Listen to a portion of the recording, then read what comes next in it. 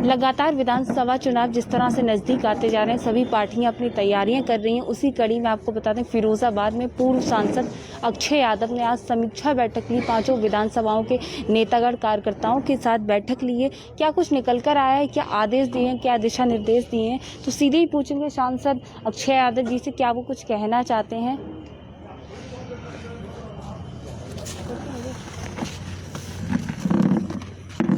तमाम यहाँ कार्यकर्ता बैठे हुए हैं, तो सांसद जी से पूछेंगे, जानेंगे। सांसद जी, किस तरह की आज समीक्षा बैठक थी, क्या कुछ निकल कर आया है? आज समाजवादी पार्टी के जो कार्यकर्ता वोट बढ़वाने का काम कर रहे थे, उसी बारे में हम लोग जानकारी ले रहे थे और बस यही कार्यक्रम था आज। किस तरह की जानकारियाँ निकल कर आई हैं, किस तरह से वोट बढ़ रहे हैं? अक्सर जागरूकता बहुत कम है। पार्टी के कार्यकर्ता काम कर रहे हैं और जो हम लोगों को संदेश देना था बूथ तक, वो सारे संदेश गए हैं। बस उसी के एक इंटरनल चर्चा करनी थी, वो हम लोगों की हो गई है। कुछ शेयर करना चाहिए?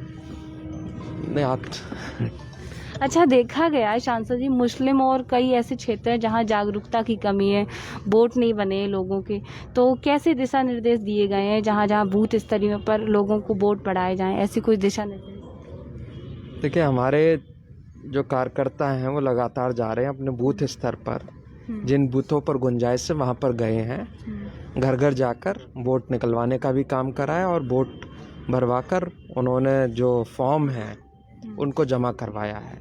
आगे सरकार कितने, जो ये निर्वाचन आयोग है, कितने वोट बनवाता है ये देखना है, क्योंकि जो अधिकारी हैं वो ये ऐसा दबाव बना रहे हैं बीएलओ पर कि 4% से ज़्यादा वोट ना बन सके।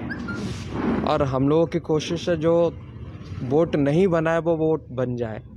अगर मनसा अच्छी होगी तो अच्छे खासे वोट इस समय बन जाएंगे। सांसद जी, जैसा कि देखा गया था, जिला अध्यक्ष जी भी अभी गए थे, आला अधिकारियों से मिले थे उस समय, तो क्या मानते हैं अभी वोट बढ़े जाएंगे? उसमें कोई अड़चने भी आ रही थी, देखा गया था। ये अड़चने यही है कि अधिकारी लोग चाहते नहीं हैं कि वोट बने अच्छी संख्या में। तो हमारे जिला अध्यक्ष एमएलसी साहब और काफ़ी सारे लोग रिप्रेजेंटेटिव गए थे, उन्होंने डीएम साहब से बात करी थी। तो एक उन्होंने अपना 4% का हिसाब किताब बना रखा है कि एवरेज वोट इतना बढ़ सकता है, लेकिन हकीकत में यह है कि पिछले कई समय से वोट बन नहीं पाए हैं और जो संख्या है वोटों की वो 15% के लगभग बढ़ सकती है, जो हम लोगों ने आकलन करा है। और जब अगर वो 4% पर कहीं दबाव देंगे तो जो पिछले आगे के 11% वोट हैं, तो वहाँ कहीं ना कहीं समस्या आ रही है। तो हम लोग बात कर रहे हैं, कोशिश कर रहे हैं कि वो भी वोट बन जाए। डीएम से मिले थे वोटों के अलावा बिल्कुल। अध्यक्ष जी, जिस तरह से आप डीएम साहब से मिले थे, क्या कुछ बातें सांसद जी के सामने क्या बातें रखी आप लोगों ने? डीएम साहब से हम लोग मिले थे और अपनी समस्या बताई थी और डीएम साहब ने हमें आश्वस्त किया था कि आपकी जो समस्या है वो वाजिब है और हम लोग निश्चित रूप से उस पर काम करेंगे और आपके सारे वोट बनवाने का काम भी करेंगे। ये डीएम साहब ने हमें आश्वासन दिया था। लेकिन आज जो बैठक हुई है बूथ प्रभारियों की, उसमें फिर उसी तरह की समस्या आ रही है। तो हम लोग पुनः एमएलसी समस्याएं आ रही हैं? वही क्या, वो ये कह रहे हैं कि इतने वोट नहीं बढ़ सकते, बीएलओ को खिलाफ कार्रवाई करने का बात कर रहे हैं। हम लोग फिर दोबारा जाएंगे और अपनी बात रखेंगे और मुझे उम्मीद है कि उन्हें हमारी बात माननी चाहिए। जो सच्चाई है, हम कोई गलत बात नहीं कह रहे, हम जो ईमानदारी से जिसकी चाहे वो जांच करा सकते हैं, तो हम लोग फिर दोबारा जाने की बात कर रहे हैं। बिल्कुल। सांसद जी, जैसा कि जी जी जी मैं आपके माध्यम से ये कहना चाहूँगा, भारत निर्वाचन आयोग का स्पष्ट निर्देश है कि वोट बढ़ाए जाएं और वोट बढ़ाए उनके जाएं जो वहाँ निवास करता हो। हम लोगों ने जिलाधिकारी महोदय से मुलाकात की, श्री रमेश चंचल जी की अध्यक्षता में हम लोग गए, अजीम भाई भी गए, कई लोग साथ थे, पदाधिकारी साथ थे, विधानसभा अध्यक्ष भी थे। उस समय निवेदन किया कि जो वोट बढ़ा रहे हैं वो कम संख्या में बढ़ा रहे हैं, लोग ज़्यादा रह रहे हैं और जो ज़्यादा रह रहे हैं तो उनके वोट बढ़ाना, और वोट जिसका नहीं उसको हक है अपना वोट बनवाने का। ये बार बार परेशान कर रहे हैं, बीएलओ के खिलाफ नोटिस भी दे रहे हैं और जांच कर रहे हैं।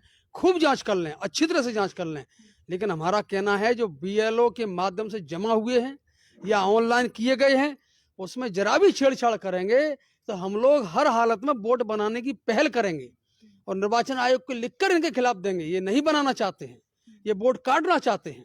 वही नई आबादी में है, फिरोजाबाद इंडस्ट्री क्षेत्र है। इंडस्ट्री क्षेत्र में जो लोग किराए पे रह रहे थे, क्या 5 साल बाद चुनाव होता है, लोग मकान नहीं बना पाएंगे अपना? किराए पे हो सकता है वोट नहीं बनवाया हो, लेकिन जो मकान बना के रह रहा है वो अपना वोट नहीं बनवाएगा, उसको वोट को नहीं बनाना चाहते ये लोग। ये टालते हैं, कहते पहले कहाँ रहते थे, पहले किराए पे रहते थे भाई, कहाँ रहते थे, किराए पे वोट नहीं बन पाया उनका। अब जब इस लायक हो गए तो अब कह रहे हैं 40 साल के हो गए आप, 50 साल के आप हो गए, आपका पहला वोट कहाँ है? पहला उसका वोट है ही नहीं कहीं। वो तो हमीरपुर से, जालौन से, कानपुर से, उन्नाव से, यहाँ जो किराए पे रह के मजदूरी कर रहा है, यहाँ का बासिंदा हो गया, उसको हक है वोट बनवाने का। ऐसे वोटों की पूरी जांच कर लें और वोट बनाएं, अन्यथा की स्थिति में समाजवादी पार्टी का डेलीगेशन बड़े अधिकारियों से मिलेगा, ये नहीं सुनेगा तो निर्वाचन आयोग में मिलेगा, हर हालत में वोट बनवाने का काम करेगा। ये फर्जीफिकेशन हम लोग नहीं चलने देंगे। बीएलओ को हटकाना और बीएलओ के खिलाफ कार्रवाई करना, बीएलओ से फार्म नहीं लेना, हम लोगों को मजबूरी में ऑनलाइन कराने पड़े, अधिकारियों को कह दिया। इसी आपके माध्यम से आगाह भी करना चाह रहे हैं, उसको हक है अपना वोट बनवाने का। इसीलिए जांच कर लें, जांच में कोई आपत्ति नहीं, खूब जांच कर लें। जिलाध्यक्ष जी के साथ हम लोग फिर मिलेंगे, यदि गड़बड़ करेंगे। इसीलिए मेरे अपील भी और निवेदन भी है, जिनके फार्म जमा हुए हैं बीएलओ के माध्यम से ऑनलाइन, सबके वोट बनाएं और जांच करने के बाद ही बनाएं। हम गलत कोई नहीं बनवाना चाहते। समाजवादी पार्टी चाहती है 2022 में हर मतदाता जिसका मत है वो वोट डाले और जिसका मत नहीं है वो बनवा के वोट डाले, जिससे जो वर्तमान में भारतीय जनता पार्टी की सरकार की जो नीतियां चल रही हैं उसके सही जानकारी तो हम लोग वोट डाल के ही दे सकते हैं। तभी जब वोट डालने से सरकार आती है, वोट डालने से जाती है, इसलिए जरूरी है सबका वोट बनना। बिल्कुल। सांसद जी, वोटों के अलावा अगर देखा जाए, अभी विपक्ष के पास एक मुद्दा था कृषि कानून को लेकर, जो कि अभी वापस कर लिया है, तो इससे क्या नुकसान, क्या लॉसेस रहेंगे आने वाले चुनाव में? देखिए, मुद्दा जो काला कानून था वो लेकर क्यों आए, सबसे बड़ी बात तो ये है। जी। और उसको वापस लिया तो वो ये भी बताएं क्यों वापस लिया। इनका मुद्दा सिर्फ होता है भटकाने का, और कुछ मुद्दा नहीं है। और किसानों की सबसे बड़ी समस्या जो रही है एमएसपी की, वो शुरू से कहते रहे हैं। वो कह रहे हैं कि जो हमारी लागत आ रही है, लागत से थोड़े रुपए ज़्यादा अगर हमें मिल जाएंगे, अभी तो लागत भी नहीं निकाल पा रहे हैं, लेकिन लागत से ज़्यादा रुपए मिल जाएंगे तो कम से कम अपने बच्चों को अच्छे स्कूल में पढ़ा लेंगे, कपड़े ढंग के पहन लेंगे, और थोड़ा उनका जो लिविंग स्टैंडर्ड है वो अच्छा हो जाएगा। वो कुछ गलत मांग नहीं कर रहे हैं। और ये सरकार जब से आई है भारतीय जनता पार्टी की, तब से किसानों को नुकसान ही झेलना पड़ रहा है। आपकी सरकार अगर सत्ता में आती है तो किसानों के लिए ऐसी कौन सी योजनाएं होंगी, क्या ऐसा किसानों के लिए नई सौगात होगी? देखिए, समाजवादी पार्टी की सरकार आएगी, सबसे पहले तो जो सिंचाई का पानी की व्यवस्था है किसानों की, उसको दुरुस्त करा जाएगा। जो बिजली के बिल उनके ऊपर झूठे थोप दिए गए हैं, उनको हटाने का काम, और बिजली उनको फ्री मिले सिंचाई के लिए, ये व्यवस्था करी जाएगी। फिरोजाबाद शहर में, अब माने फिरोजाबाद जनपद की अगर आप बात करें तो टूंडला और जो जसराना में बम्बे खारिज हो गए हैं, बंद पड़े हुए हैं, उनकी साफ़ सफाई नहीं हुई पिछले 5 सालों से। उनकी साफ़ सफाई करवा कर उनको सही से पानी मिल सके, उनका सिंचाई कर सके, ये व्यवस्था करी जाएगी। और जो भी किसानों को जिस काम से मदद मिल सके, वो सारे काम समाजवादी पार्टी की सरकार करेगी। मुझे बड़े अच्छे से याद है कि जब समाजवादी पार्टी की सरकार थी तो 1 वर्ष जो समाजवादी पार्टी का था वो डेडिकेट ही सिर्फ किसान के लिए करा गया। तो किसान वर्ष के नाम से वो वर्ष चला, तो किसानों की तमाम योजनाएं समाजवादी पार्टी की सरकार ने चलाई थी। और समाजवादी पार्टी की सरकार आने के बाद फिर ऐसी योजनाएं और इस तरह का समय किसानों के लिए फिर निकाला जाएगा। अक्सर देखा जाता है सांसद जी, वर्तमान सरकार हमेशा हिंदू मुस्लिम करके या राम मंदिर के नाम पे तमाम वोट जो है वो अपनी तरफ खींचती है। ऐसे में विपक्ष क्या करेगा, समाजवादी पार्टी क्या करेगी? ये कब तक चलता रहेगा? लोगों को सच्चाई या निष्पक्षता कब मिलेगी? देखिए, समाजवादी पार्टी हमेशा जो विकास का मुद्दा है उस पर बात करती है, और चाहती है जो चुनाव हो वो भी विकास पर हो।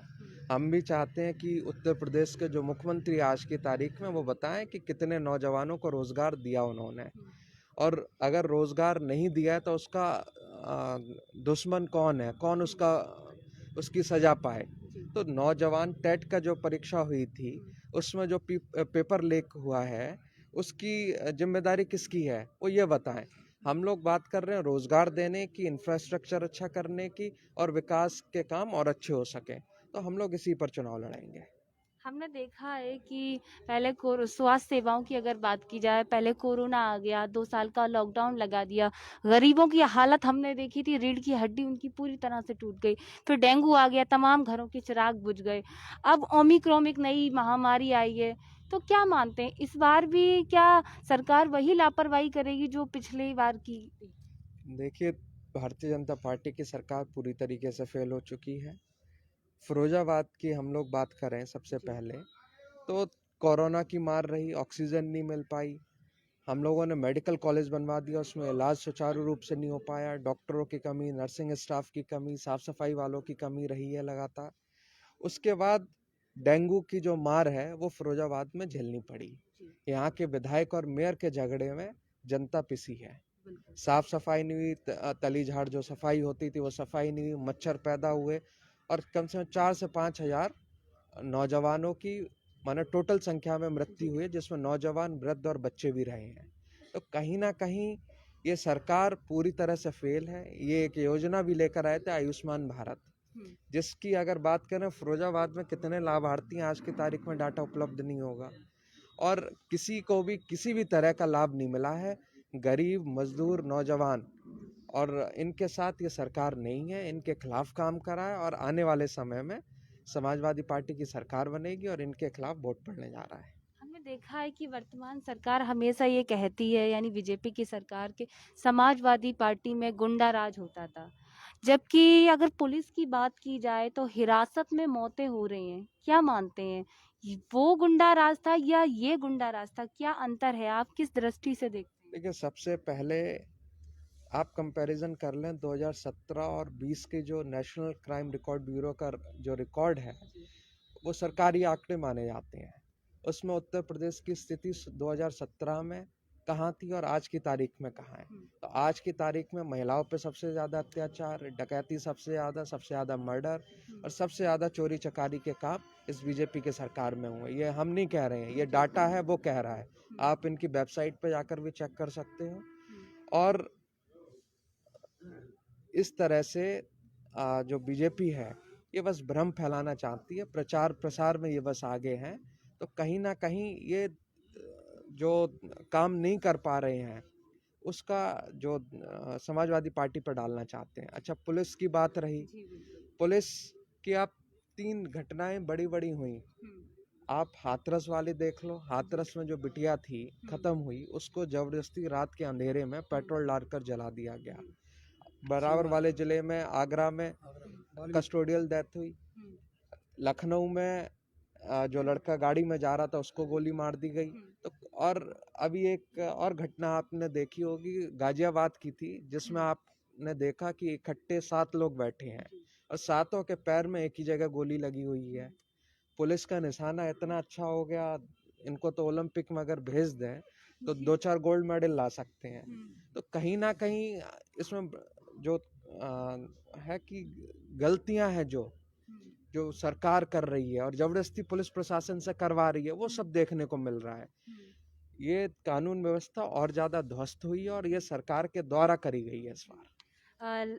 लगातार हमने देखा था कि बीजेपी सरकार ये कहती है कि 70 सालों में कोई विकास नहीं हुआ। क्या मानते हैं, विकास जो पहले की सरकारें रही, बाकी विकास नहीं हुआ? देखिए, सबसे पहले आप फिरोजाबाद में विकास की बात करो जब समाजवादी पार्टी की सरकार रही है। फिरोजाबाद के लोग शहर छोड़कर जाने लग गए थे क्योंकि वहां पानी नहीं था।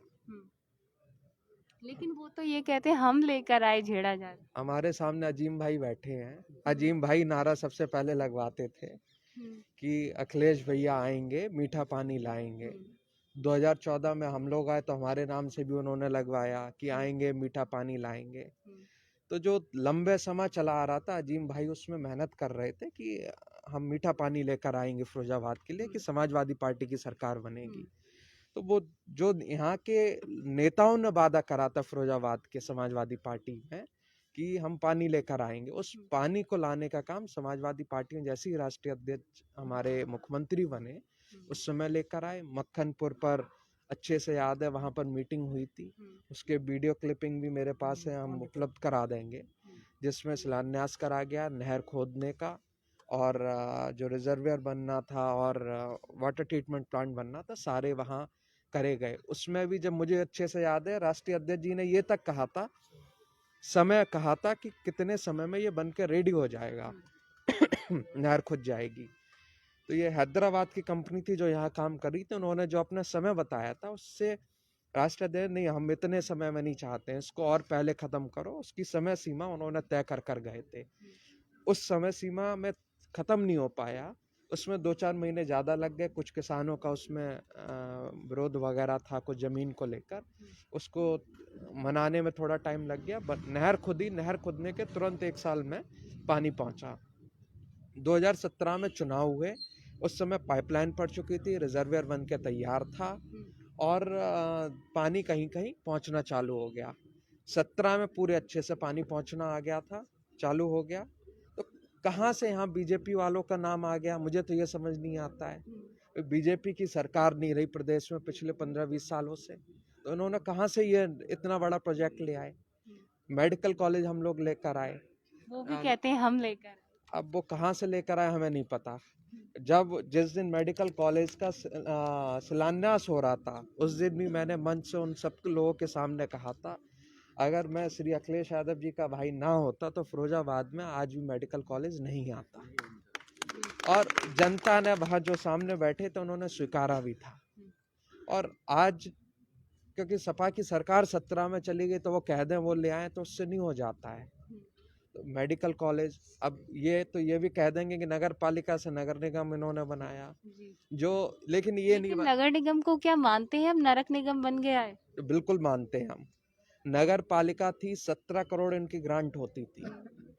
ये जो आज विधायक हैं, ये नगर पालिका के चेयरमैन होते थे, ये नगर पालिका संभाल नहीं पाए थे और बीच में इस्तीफा देकर चले गए थे।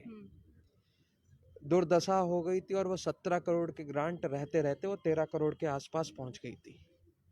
उसको नगर पालिका रहते हुए हम लोगों ने उसकी ग्रांट बढ़ाई, उसका नगर निगम बनवाया, और ग्रांट बढ़ा के हम लोग 40 करोड़ है कितनी अभी, वो करोड़ों में 60 करोड़ के आसपास आ गए। फिर अभी 4-6 करोड़ कम हो गई थी बीजेपी की सरकार आने के बाद।